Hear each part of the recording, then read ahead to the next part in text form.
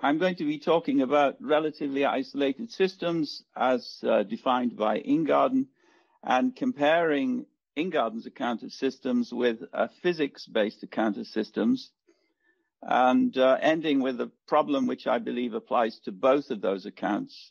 I was studying maths and philosophy in Oxford, and I was already then a contrarian, so I was looking for an alternative to Oxford analytic philosophy, which I found much too polite. And I also had a vague idea that when I had finished my undergraduate work in Oxford, I would write a PhD on the aesthetics of mathematics. And my problem was that I didn't know anything really about aesthetics, but I also couldn't find any avenue or any doorway into aesthetics which would be appropriately technical and mathematical. And by accident, I encountered time and modes of being in the Bodleian Library. I was browsing the shelves at random, and it sounded as if it might have an interesting content. And so I opened it to a page where there was a schema. Time and modes of being, incidentally, is a translation of parts of the controversy over the existence of the world, Volume 1, into English. It was only in the last years that the whole of Volumes 1 and 2 finally appeared in English. But anyway, I saw this scheme of different modes and moments of being, and I realized immediately that this was the methodology of philosophy I wanted to apply. And simultaneously, I realized that Ingarden had contributed to the field of aesthetics. And so my life was then doomed to follow an Ingardenian approach to ontology.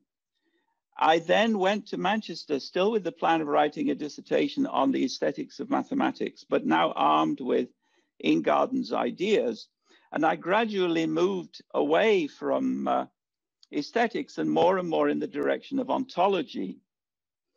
And so when I returned to Manchester after a period as a postdoc working on ontological ideas, I became involved with a group of people who were in part engaged in publishing Ingarden's works.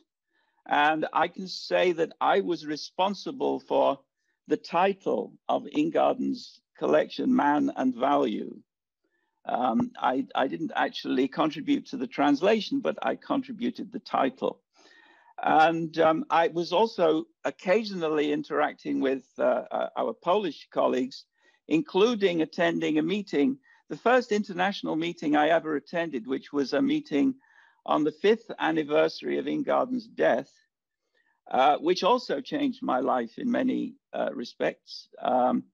It was this meeting which eventually led me to spend some time in Liechtenstein, for instance. Then I went to Buffalo, still working on Ingarden's formal and material and existential ontology. And then I had a time out from Buffalo when I spent 4 years in Germany, at least partly in Germany, working on formal ontology and medical information science. And during this period, Basic Formal Ontology was first released. Now, Basic Formal Ontology is a formal ontology in two senses. First of all, it has formal axioms and formal definitions of all the terms. But secondly, it's also formal in the sense first defined by Husserl and then adopted by Ingarden. That is to say, it's an ontology of the formal, highly general structures of reality.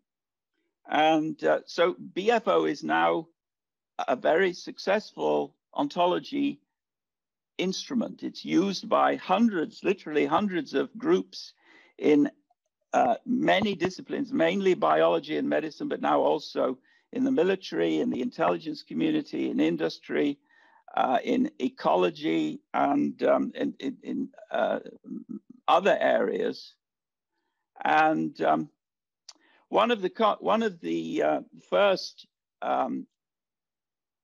results of my work on the ontology of medicine was this paper, which is about the ontology of the embryo and about the question, when does the human being first begin to exist. And this will be relevant to what follows, because in this paper, we use Ingarden's theory of relatively isolated systems in order to understand the relation between the mother and the fetus embryo inside the mother, not part of the mother, but inside the mother. We also use Ingarden's theory of relatively isolated systems in our ontology of functional anatomy. And this is the textbook on BFO that we published a couple of years ago. And the most important feature of basic formal ontology, and something which I hope will change philosophy for the future in a big way, is that basic formal ontology is the first piece of philosophy to become an international standard. So ISO is the International Standards Organization. IEC is the International Electrotechnical Commission, which is responsible for ensuring that all your plugs fit into all your sockets. And BFO is a bit like that. It's an ontology which is designed to ensure that all the ontologies that people build in the future will fit together, because they have this very, very simple and very, very small set of sockets called basic formal ontology, which they all should be sharing. All right, so let's talk about relatively isolated systems. Ingarden's idea is that everything in the world is an isolated system, very roughly speaking, and then there are gaps between them, and some of those gaps they contribute to the isolation. And isolated systems can be shielded, or they can be separated by mechanisms of various sorts. And so an organism is a relatively isolated system which is shielded by the skin or hide, which is also a relatively isolated system, composed of many layers and forming the boundary between the body and the external world. So the skin is a permeable membrane. What Ingarden means by relatively isolated is that there are still some ways in which there can be communication between the interior of the relatively isolated system and its exterior. Now, a man called Gladden published a paper on Ingarden's systems theoretical approach, and he has some diagrams, which I think are quite illuminating, although we will see that there may be problems with these diagrams later on. But this is the idea. There are lots of relatively isolated systems which communicate with each other. No system is completely closed. No system is completely open. And then there is some empty space left over. And I think what both Ingarden and Gladden perhaps neglect is that many systems are linked. So you can't see linkages here. You can see communication channels, but you don't see any pipes or conduits or veins or arteries connecting the systems together. And those conduits will be very important for what follows. So this is how the body looks inside. You see that there are systems, but then there are all kinds of pipes and connections connecting the systems with each other.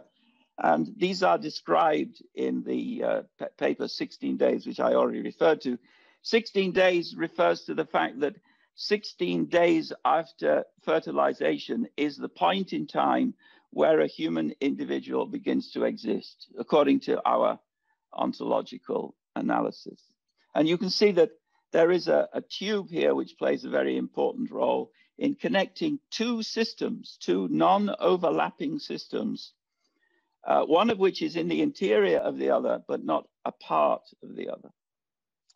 All right, so Ingarden points out that the human being is a relatively isolated system which has lots of systems inside it, hierarchically organized.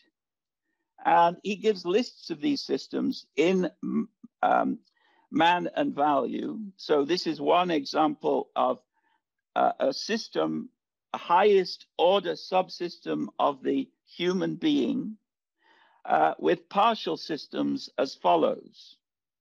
And all of these partial systems, it's important to note, are physical systems. They produce antibodies. They expel foreign bodies and so on. There are systems for all of these things.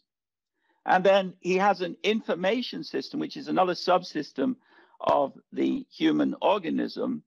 And here too, I believe, although it's not quite clear, all of the subsystems that Ingarden lists are physical systems with physical outputs and physical inputs. This is even true of the language system. The language system is a system which is part of the brain and which steers other parts of the body, for instance, the lungs, which provide air, and the tongue and teeth, which shape that air as it is pushed out of our mouths by the organism, the human organism, in a process of speaking. Now, remember Gladden's diagram. We have all of these. They look a bit like coronaviruses spreading around the world, as if they're all separate. But this is the circulatory system, and this is the nervous system inside the human being. These two systems are not separate from each other. They massively overlap and have massively large numbers of interconnecting points, areas where chemical communication takes place, or sometimes physical communication takes place between one system and another. So the way in which the world is divided into relatively isolated systems is not capable of being represented on a simple map with circles inside it. And everyone knows that. Ingarden knows that. Gladden knows that. But we need to keep it in mind as we go along.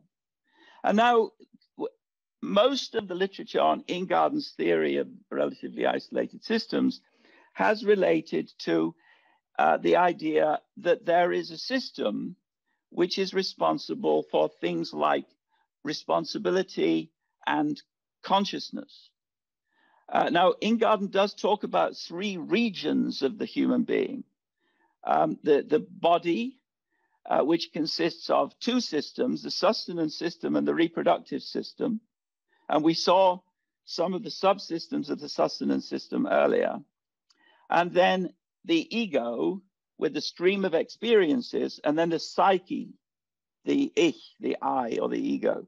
And one question I have is, can these three regions of the human being be conceived as elements of a single system or as subsystems within a single system, or do we need to consider them as regions rather than as systems or elements at all? That's a question which I'm not sure about.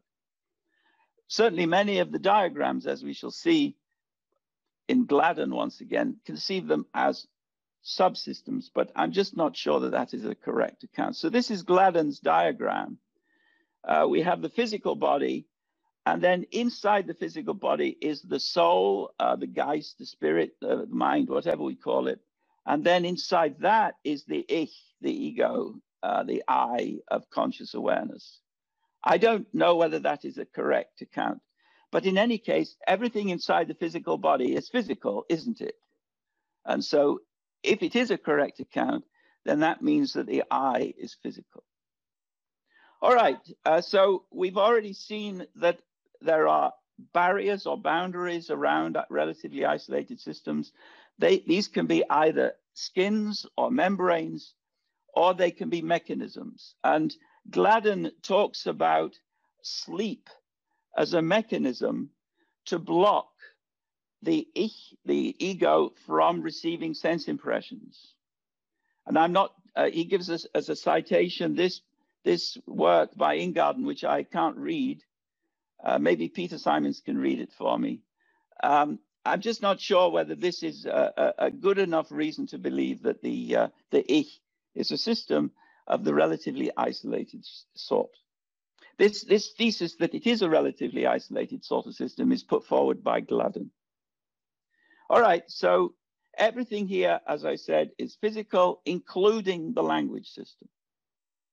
And we talked a lot about neutralizers, isolators. So walls and windows and sunglasses are examples of isolators. Sleep, maybe blindfolds, antidepressants are examples of neutralizers. So these are two different ways in which relatively isolated systems are separated from their surroundings. And now we're going to move from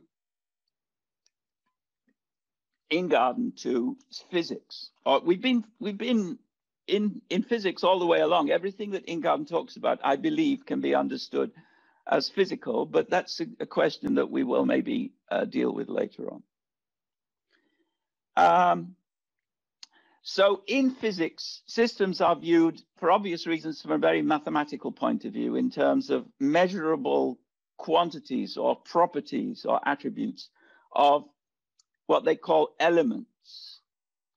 And a system is a totality, it's an aggregate of elements which are dynamically interrelated and which have a certain delimited behavior. And what it means to delimit is something like this. We select a level of granularity of elements. So we may look at the entire universe as an aggregate of microphysical particles, which is what it is in the end, with gaps between them. Or we may look at the entire universe as a collection of galaxies. And both of those are systems. They're two different systems, both of which stretch virtually across the entire universe.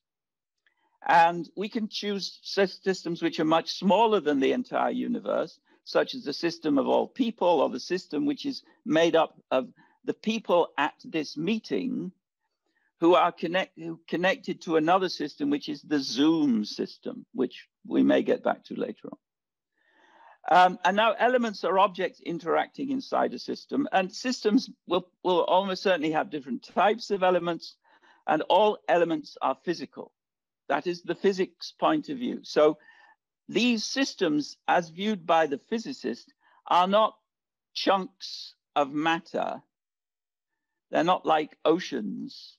They're more like sets. They are in some sense abstract. I don't want to go into the business of worrying about the nature of this abstraction, although we may come back to it at the end. All right, now there are various types of systems. The solar system is obviously a type of system made up of physical elements which interact dynamically. It's the very best example of a system. The human cognitive system is made up of neurons which interact dynamically.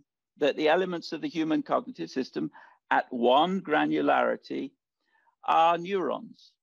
And now we can view that system as a universal or as a type, but we can also view the instance of that system, which is inside Jan Wolenski, for instance. So there is the human cognitive system of Jan Wolenski, which is an instance of the type human cognitive system. And then there are artificial systems. So the New York Stock Exchange and the Milan subway system are artificial systems. And I'm going to be talking about those in some detail because they're interesting ones. They are quite clearly systems in the physical sense, I believe, but they're also quite clearly not such that we can predict their behavior in the way that we can predict the behavior of the solar system by using physical laws.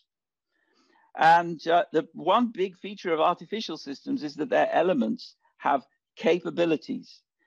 They're designed to have those capabilities. And capabilities include things like the capability to think on the part of people, of course, which were designed by evolution, and on the part of artifacts like computers who have the capability to compute. All right, so the Milan subway system, the elements are the tracks, trains, ticket machines, computers, employees, and passengers. And they all have their own set of capabilities. There is the nighttime system, which is very different from the daytime system. And the whole thing is changing all the time. New stations, new passengers, new ticket schemes, and so on. So this is a big, ugly system, but it's going round and round every day. And we can understand it physically, at least at a very, very preliminary level. We can describe it physically, and we can explain how it works physically. And similarly, the New York Stock Exchange, it's a physical system. The elements are humans and computers. There are subsystems of importance here, such as the neurological systems, the greed systems, cognitive systems, and so forth. But we'll just look at the humans and the computers. So the humans have computer systems in front of them, And there are messages coming to these computer systems from all over the world. They see on the screen other people initiate processes of buying and selling, and everything here is physical. So they place the fingertip on a key surface, press, and then electromagnetic forces trigger light waves, which trigger brain activity on the part of other human beings, which lead to events inside their brains, which lead ultimately to more buying and selling decisions, and so on, round and round and round. And then at night, it's switched off, more or less, except there are lots of people awake in Japan. All right. So we have three types of system. We have solar system, which doesn't have any capabilities, which have the human cognitive system, which has mental capabilities, and then artificial systems. And an example of an artificial system is the Lvov-Warsaw School philosophy system. And the elements of the Lvov-Warsaw School philosophy system are some people, plus some paper. They need paper. This is a device which they used to use in the olden days before we had keyboards in order to write things down. And I think I have some paper somewhere in a box. And pencils. So these are the devices which they use in order to place these marks on the paper. And then there was a revolution, and they all acquired typewriters. Later on, of course, they had printing presses, journals, and so forth. But this will do as a first step. All right, so this is the elements of this is the system here. Now, of course, it's relatively isolated, which means it has to have communication elements. These are elements on the boundaries of the system. And they include, for instance, the post office in Lvov, where they used to send their letters to each other in the olden days when people sent letters. And this makes clear that systems are almost always embedded within larger systems.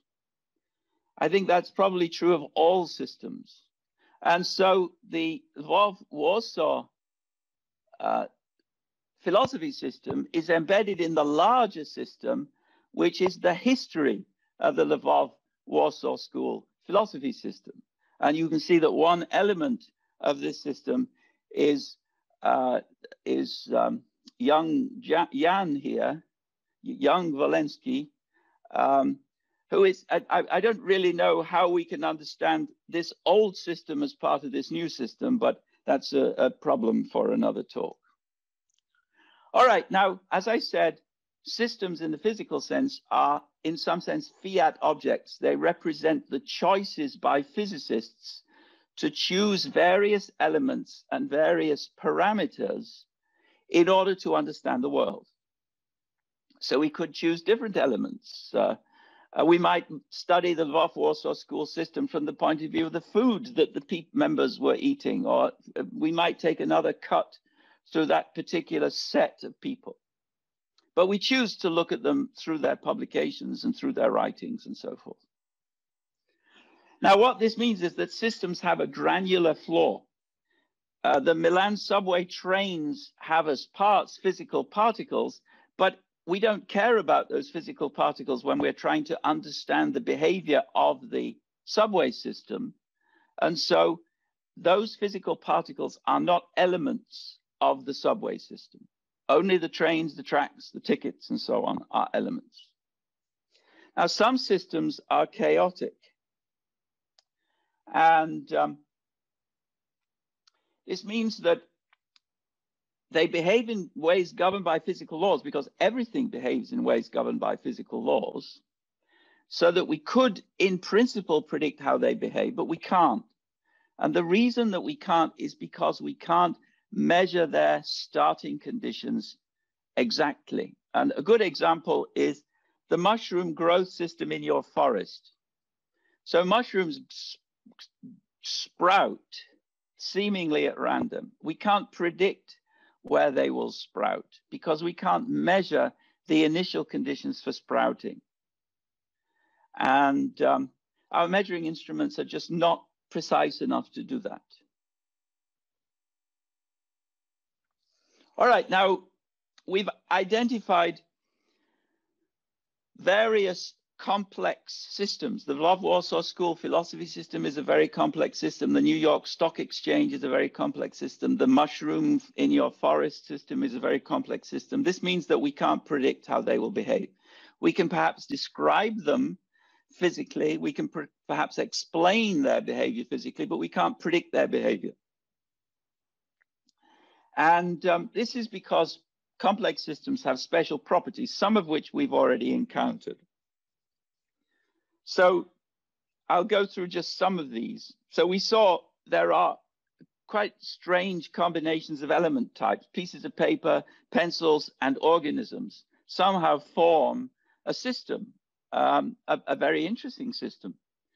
And there are different interaction types between the elements. So on some days, the philosophers use their pencils to write marks, to leave graphite traces on these pieces of paper. On other days, when they're really angry, they tear the pieces of paper into tiny pieces and set fire to them. These are different kinds of interactions between elements. The solar system only has one kind of interaction between its elements, namely gravity, where complex systems have multiple arbitrary changing combinations. The relations between the element types can be different from one day to the next. The next property is force overlay. What this means is that there are forces acting at different times, forces acting at the same time. And to understand how these forces combine together, for instance, when you look at people trying to squeeze into a crowded subway train in Milan in the middle of the rush hour, that force is combining with the force on the brain of the driver of the subway train who wants to start the train. And that in turn combines with the force on in the mind of the inspector of the Milan subway train system at that moment, who realizes that there's going to be a delay on track B. So this is characteristic of complex systems. This is force overlay. And then we won't talk about phase spaces. We won't talk about drivenness. We will talk about evolutionary properties and non-fixable boundary conditions. Complex systems grow, but they don't grow towards equilibrium. The Lvov-Warsaw School started large. It became larger. Now it's quite small. The Milan subway system started small and just gets bigger and bigger. But you can't really say where it stops, because if you build a new station, that has all kinds of implications for building new track, building new buildings being built by people who know that the new station is coming into existence, and so on. These are called evolutionary properties.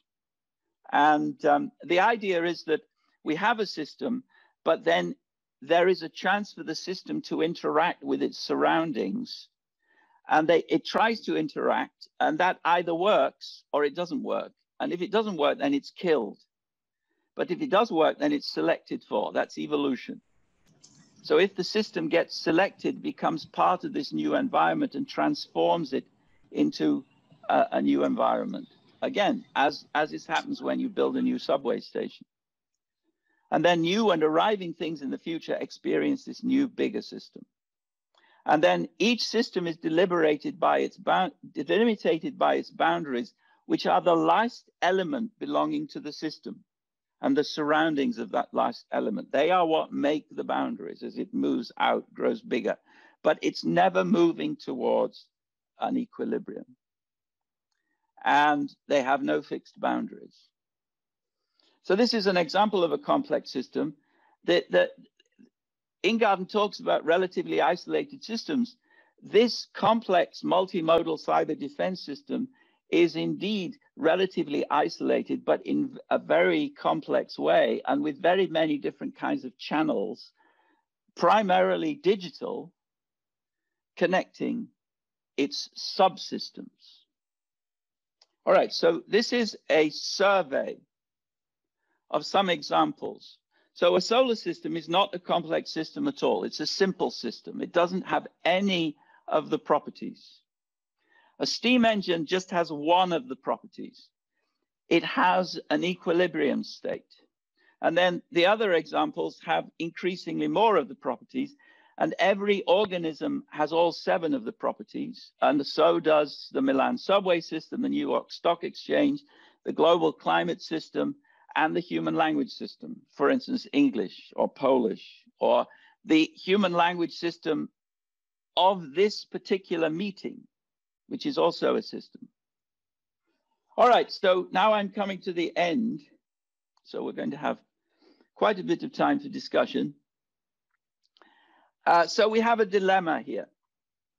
And it's a dilemma which arises both for the Ingardenian view of systems as relatively isolated systems, and from the physics-based view of systems as aggregates, delimited aggregates of interacting elements. And I believe that those 2 accounts of system are in fact one and the same account, just emphasizing different examples and different goals. The goal of Ingarden was not to do mathematics. So on the one hand, it seems reasonable to say that a human being, I'm citing this now, I didn't use the word man myself. This is from Sabina Bertolini, a paper on Ingarden. I should have cited the paper on the slide. So she used the word man. Let's say a human being is an object, which is an element of a population system. But also at various points in the course of what you've just been listening to, it was stated that a human being is a system, a higher order system with various subsystems as parts. And so the dilemma is, can a system be an object? Can an object be a system? On the one hand, so certainly it's true that objects can be inside systems because they are elements of systems. But can systems be objects inside other systems, which is what would be implied if a human being is a system and a human being is an element of a larger system, for instance, a population system, or the system which is this meeting, or the Lvov-Warsaw school philosophy system. Now, why is that a problem? Well, we've said already that systems have a granular flaw, which is selected by the physicist in order to make it possible to carry out physical reasoning. If you want to carry out physical reasoning across the entire universe, or even across an entire single neuron, you will fail because there are just too many dimensions. A single neuron has, I don't know, millions, perhaps billions of dimensions of measurable properties if you measure them physically, and if you could measure them, because there are so many molecules involved, and each of those molecules is moving, emitting chemicals, has electric properties, and so forth. Each of those will be multidimensional, and because you have so many molecules, you have corresponding billions or trillions of dimensions of the system. You can't do physics if you have trillions of dimensions. You can probably only do physics if you have about 3 dimensions, or in any case, a very small number of dimensions. That's why you can't do physics in order to make money on the stock exchange, because if you could predict the stock exchange, you would be rich, and physicists would then stop doing physics and just, anyway. So systems, as understood by the physicist, have a granular flaw. You can only reason over a certain simplicity of combinations of elements and combinations of dimensions. So systems are fiat objects created to enable mathematical reasoning. Now, so there are lots, so no car is a system.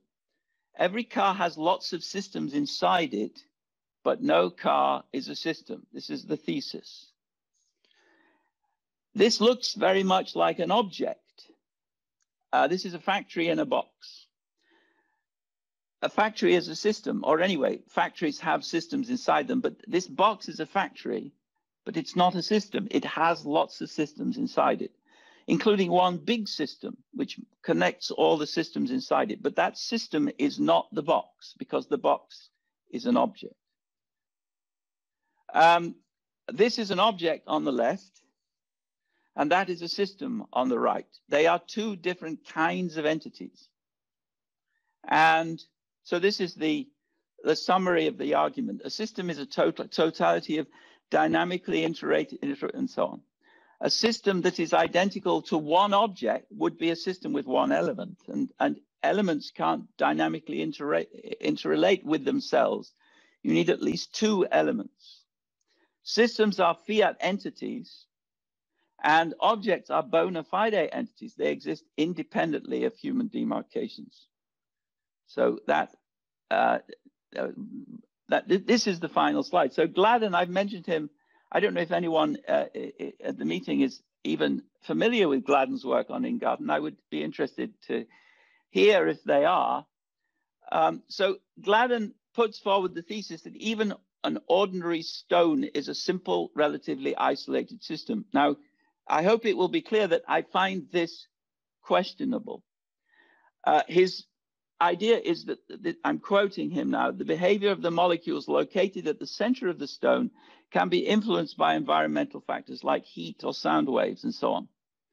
And so I think what he says here is true, but I don't think it makes sense to say that a stone is a system, because to have a system, you need to have multiple elements. And all of the examples of systems that Ingarden describes also have multiple elements. Now, Gladden cites Ingarden in making this claim about the stone, but I couldn't find any reference to stones at the places where he cites Ingarden. So if anybody knows where Ingarden deals with the topic of stones as systems, I would appreciate information about that too. And that's the end. I'm going to leave you with this in order that you have some time to think about the claims that it contains. So now I will hope that you are still, all of you, there, and that I wasn't talking to myself.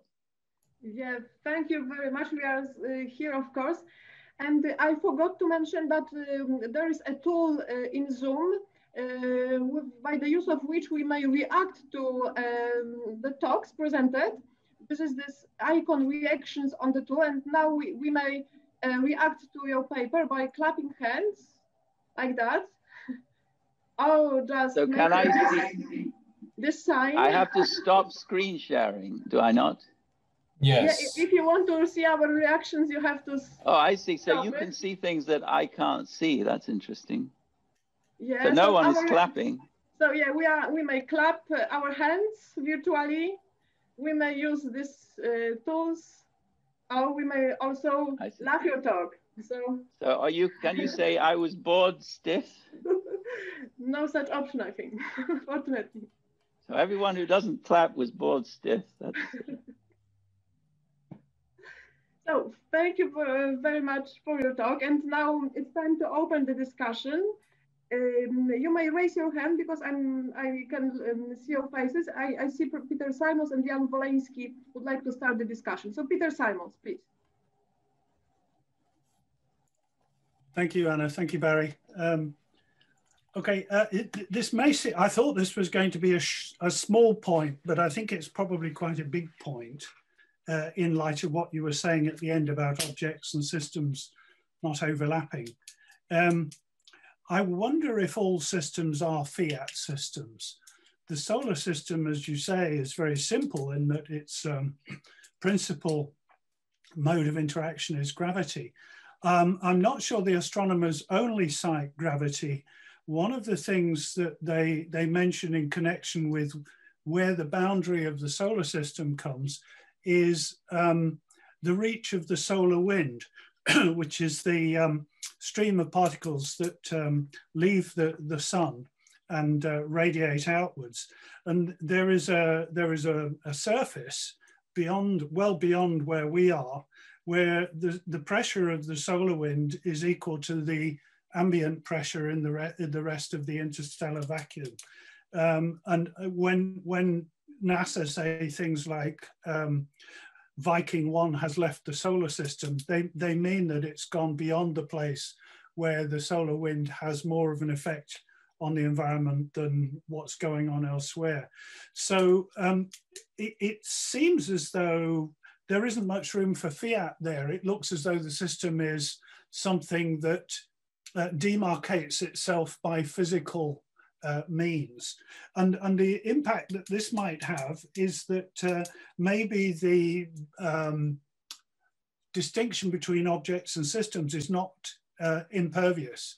That is, you might have something which does count as a system and as an object. I'm not saying the solar system is one such, but one of the other conditions you gave for distinguishing between objects and systems was that a system consists of a plurality of objects, whereas an object is just one object. And that would still apply to the solar system, even if it's not demarcated by fiat. That's it. Good. So I agree with everything you said, except the conclusion that it would follow that the system is not a fiat system. So we have one system, which is the solar system, in which there is just one interaction type and 9 or 10 elements, which are the planets plus the sun. Then we have another system in which is bigger than the first system, which has further elements, wind particles. I don't know how the solar wind is made up.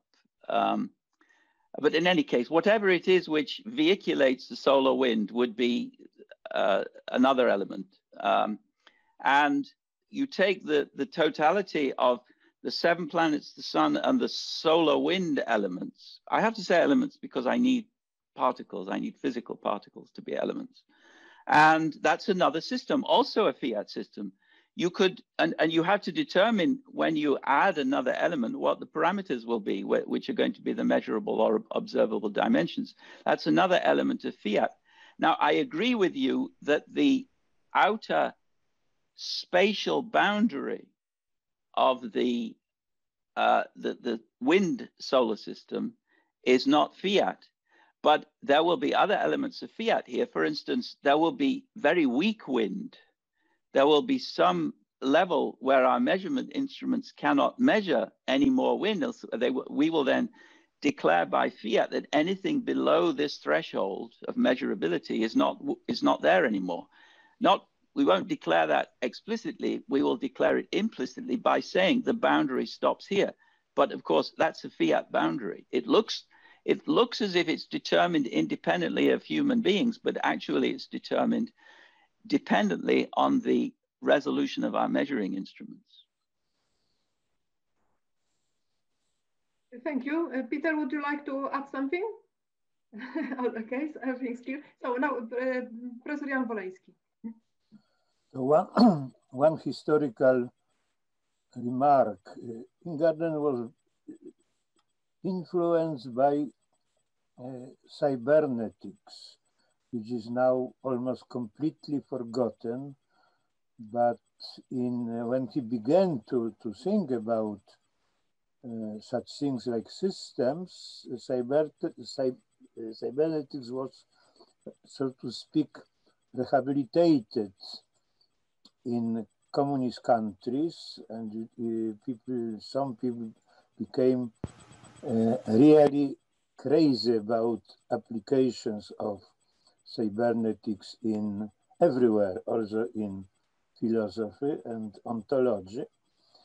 And I remember from Ingarden's seminar, sorry because I am probably the only one person who met him personally in this company, that he quite frequently referred to Wiener and to some Polish cybernetics like Henryk Greniewski and so on. And why?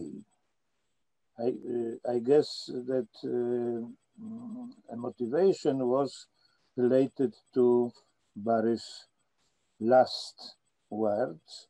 Ingarden was always against ideas like realism, that the reality is a set of collection of objects. For example, his objections against realism were of this type. So for him, the world of systems was something which could replace this ontology, particularly popular in Poland, I mean, race and similar views related to logic, for example. So he liked to use it. It's not accident that the third volume of Streit uses this idea of system, because in first two volumes there is nothing about that. Another influence was from psychiatry. He had a friend, a very important Polish psychiatrist, Antoni Kępiński, and Kępiński, he understood mentality as a system. According to him, mental illness must be considered as in relation to also, because not exclusively, of course, to other subjects, other persons. In particular, therapies were systematic, and Ingarden also quite frequently spoke about. Yes, as far as I know, he never elaborated his definition of system in a systematic way. So, for example, I wouldn't say, like Barry, that language was a system for Ingarden, a physical system, certainly not. So he says it was a subsystem of the human organism. Yes. He puts it on his list. I think there's a way of understanding that we could agree on. So I think that the first thing to be said, and I'm particularly interested in your point about mental disease. So only a system can have a disease, but only a system with capabilities can have a disease. So the solar system can never be ill, but a human can be ill, and the computer can have something like a disease if it breaks. But the solar system can't break, and it's clear that the human language system can break. Some people have speech disorders. Some people lose their capability to speak. So there is a physical system in virtue of which we can speak. Now, whether Ingarden meant to refer to that physical system when he puts the word language on his list of subsystems of the human organism, I don't know. Maybe somebody in the audience here will know. But it's the only one which is not physical, if it is the case that, as you suggest, he didn't think it was a physical system.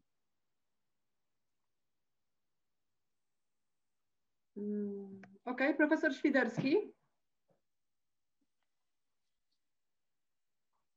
You have to unmute yourself. You have to unmute yourself, okay? So switch on your microphone. It's on the left. Yep. Yeah. Hi, Barry. Long time no see, long time no hear. Yeah. What about modes of existence? In the same book that you cite, Man and Value, I didn't know the title came from you. That's a bit of interesting information. At the end of the text, if you remember, there are these short articles, actually the beginning of the text, short articles on man and culture, man and time, and so on. And in those texts, he says things about culture, for example, which might fly in the face of what you want to say about systems generally, because we could assume that culture somehow is a system, but of course it's composed of many subsystems. He says things like culture really is nothing at all. It doesn't have any kind of existence. It's sort of an empty whiff of the wind, so to speak, given that he's referring in effect to his doctrine of purely intentional objects, which when he's candid about it, he says they're really nothing at all. They don't exist. And yet, on the other hand, we invest so much time and energy, you and John Searle and Roman Ingarden and so on, in talking about institutional facts, cultural entities and so on. What do you do then in terms of modes of existence, given that you have on your list of entities or systems, the solar system, the New York subway system, the Milan subway system, which presumably, although they have a kind of a physical basis, are precisely these sorts of intentional objects that make up what we call generally culture. And the last point in this respect is that the responsibility text says that there is this thing really called responsibility, and we need all this paraphernalia which you presented to us by, in fact, citing those lists which we find in the text on responsibility, in order to say that values can be realized. And the expression values can be realized refers to a domain which presumably is not worldly at all, namely the existence of ideal values of some kind. Does that in any sense play into your reflections about systems, given that you seem to take a relatively naturalist, physicalist position across the board? So very interesting questions. So there is a participant in this meeting. He asked me not to introduce him, but he's called Jobst Landgräber. I assume he's still here. He and I are writing a book at the moment on complex systems. And we have a whole chapter on values. So you're going to need to read that chapter in due course to tell us what's wrong with it. Now, my first response to you is, can you tell me the place where Ingarden says that purely intentional objects do not really exist? They are really nothing. I have the Polish edition, Książka o człowieku. I have all the editions in all the languages, including yours in German and so on.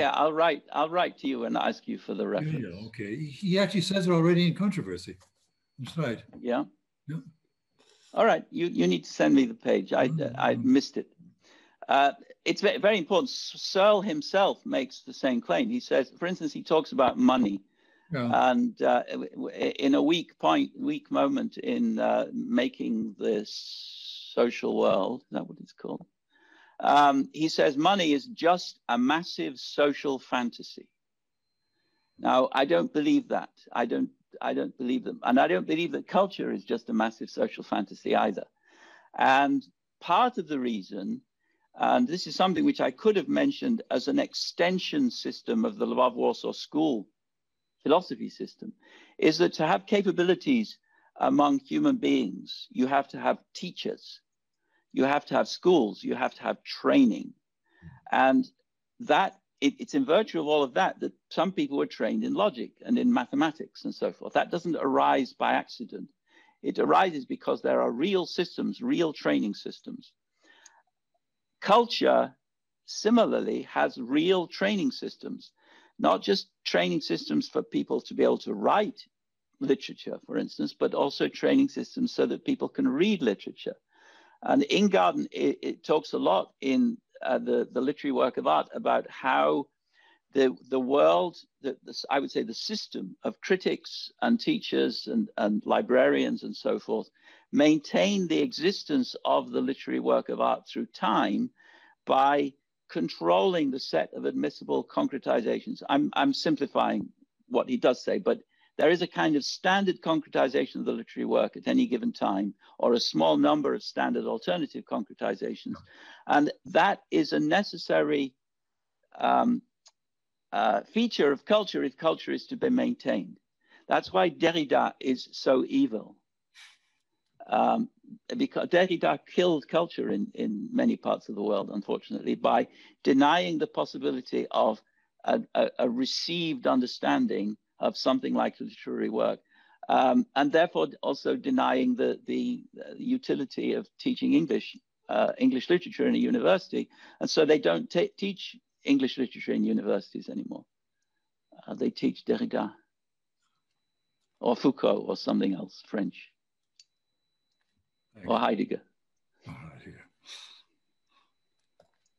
Thank you. We still have 5 minutes for discussion. Are there any questions or comments? What about these stones? Do you know something about it? I'm also interested, just as the speaker. Are there systems also? Professor Aleksandra Chorecka. Thank you.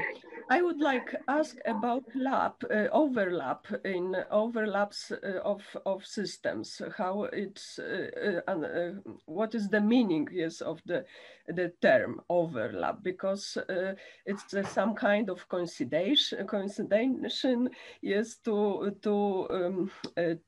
different thing in one place, or its identity of some parts of a system, yes, some of elements. It's my first question. And the second question is, could it be possible that such a system is a very complex state of affairs? I mean, just the state of affairs, which is treating pendurantistic or something like that. That were my questions. Thank you very much. So I'll do the state of affairs part first. I'm just going to concentrate on systems in the physical sense. So you have elements, and then you have parameters or dimensions, or we call them qualities or properties, or capabilities might be included there. Now, if you just look at the relation between an element and a certain parameter, then you have a state of affairs. And of course, you could have more complicated states of affairs, but in that sense, systems are made up of states of affairs. And in that sense, also, you could view the system as being a collection of, if you think of them as little coronaviruses, but where the spikes are properties. I think that makes sense of the physics view of systems from a more Ingardenian states of affairs oriented perspective. But it's not a big deal. It's just another fiat cut to the same system world. And then with regard to overlap, so the technical term I used was overlay. And the idea is that whenever you have complex systems, then there is a certain amount of extra complexity introduced by the fact. So in the solar system, there's no force overlay. There's just one force, gravity, and nothing is competing with it. Nothing that is above the level of magnitude of what we can measure is competing with gravity. But this meeting is full of force overlay. So somebody over in this corner of the screen is making rude rude gestures with his face. That really worries me. That's force overlay, because that's overlaying with my force, which is to express my enthusiasm about these particular ideas. So that's force overlay. You find that everywhere in complex systems. Now, system overlap is an interesting mathematico-physical question, which I don't know enough about to say something sensible. Thank you very much. Okay, thank you. Any other questions or comments? So let's thank once again our speaker and everyone that took part in the discussion. So thank you. And thank you all. Yeah.